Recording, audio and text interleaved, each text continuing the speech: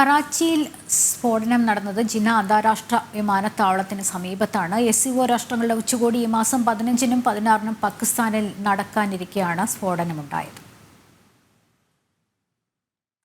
കറാച്ചിയിലെ ജിന്ന അന്താരാഷ്ട്ര വിമാനത്താവളത്തിന് പുറത്താണ് ആക്രമണമുണ്ടായത്.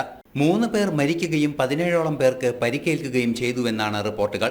ചൈനീസ് എഞ്ചിനീയർമാരും കോൺട്രാക്ടർമാരും സഞ്ചരിച്ചിരുന്ന വാഹന വ്യൂഹത്തിനടുത്ത് എണ്ണ ടാങ്കർ പൊട്ടിത്തെറിക്കുകയായിരുന്നു. IED സ്ഫോടനമാണ് നടന്നതെന്ന് പാകിസ്ഥാൻ പോലീസ് വ്യക്തമാക്കുന്നുണ്ട്. ഷാങ്ഹായ് ഉച്ചകോടി 15-നും 16-നും നടക്കാനിരിക്കുന്ന സാഹചര്യത്തിലാണ് സ്ഫോടനം. ഭാരതത്തിന്റെ വിദേശകാര്യമന്ത്രി ഉൾപ്പെടെ സമ്മേളനത്തിൽ പങ്കെടുക്കുന്നുണ്ട്. സമ്മേളനത്തിന് മുന്നോടിയായി ഒരുക്കങ്ങൾ നടത്താനെത്തിയ ചൈനീസ് ഉദ്യോഗസ്ഥർ എന്ന് തെറ്റിദ്ധരിച്ചായിരിക്കാം ആക്രമണമെന്നും സൂചനകൾ പുറത്തുവരുന്നു.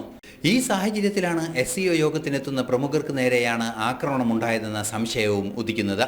ബലൂച്ച് ലിബറേഷൻ ആർമി ആക്രമണത്തിന്റെ ഉത്തരവാദിത്വം ഏറ്റെടുത്തു. സംഭവത്തിൽ വിശദമായ അന്വേഷണം വേണമെന്ന് ചൈന ആവശ്യപ്പെട്ടു കഴിഞ്ഞു. കുറ്റക്കാർക്കെതിരെ ശക്തമായ നടപടികൾ ഉണ്ടാവുകയും വേണം. പാകിസ്ഥാനിൽ നിരവധി പശ്ചാത്തല സൗകര്യ വികസനങ്ങൾ ചൈന നടത്തുന്നുണ്ട്. അത്തരം നയങ്ങളുടെ ഭാഗമായ ഇലക്ട്രിക്കൽ പവർ കോർപ്പറേഷന്റെ ജീവനക്കാർക്കെതിരെയാണ് ആക്രമണം ഉണ്ടായത്.